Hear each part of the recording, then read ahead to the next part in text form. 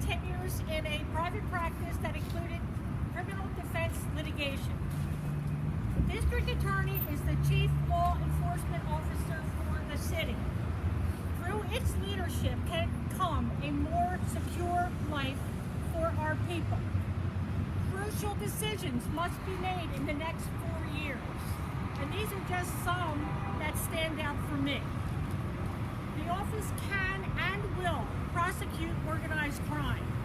The targets I have in mind are those profiting from the sale of narcotics and other drugs that are enslaving our people.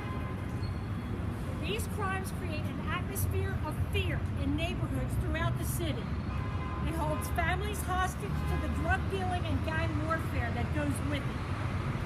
When talking about organized crime, I want to assure you that I am paying careful attention to the issue of sex trafficking and that my thinking has evolved accordingly. I have always understood that rape is rape, but I have not always been aware that innocents are being taken off the streets and essentially imprisoned in that life. I promise that those responsible for such corruption will be dealt with most severely. Regarding the officer-involved shootings, the Pennsylvania Association of District Attorneys very recently produced guidelines that deserve to be considered for adoption.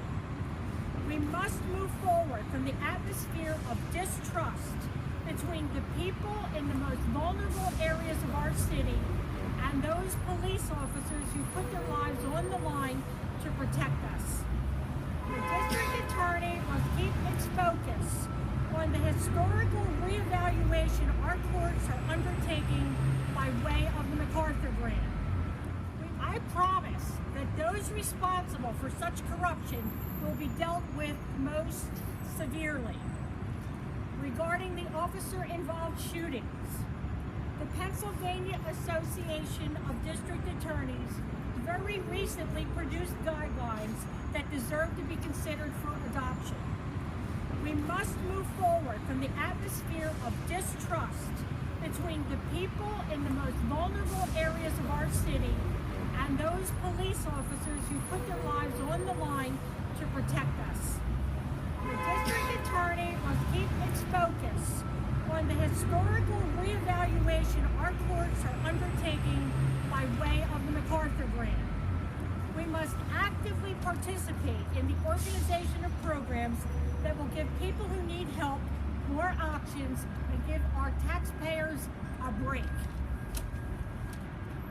Alternatives to costly incarceration and extended sentences of probation use tax dollars better spent on mental health and addiction education and treatment that will ultimately make more people able and eligible to work and lead productive lives. Even closer to home, I would like to see some form of restorative justice tried in some cases in the domestic violence rooms. Domestic violence is a complicated issue where requiring counseling for both parties might prove a better deterrent. In other situations, breaking the cycle of violence requires prosecution and orders of protection. In all cases, protection of the victim is paramount. These are just some of the issues that confront us. And it is on this basis that Philadelphians must choose their district attorney. I look forward to submitting these and other views to the voters in anticipation of next May's primary election. I look forward to hearing everyone's ideas on how we can work together to make Philadelphia a great, safe city for all of our citizens. It's time for a new vision. I bring experience, heart, and the drive to deliver new leadership for our city. I hope to win the support of our people. Thank you for your attention.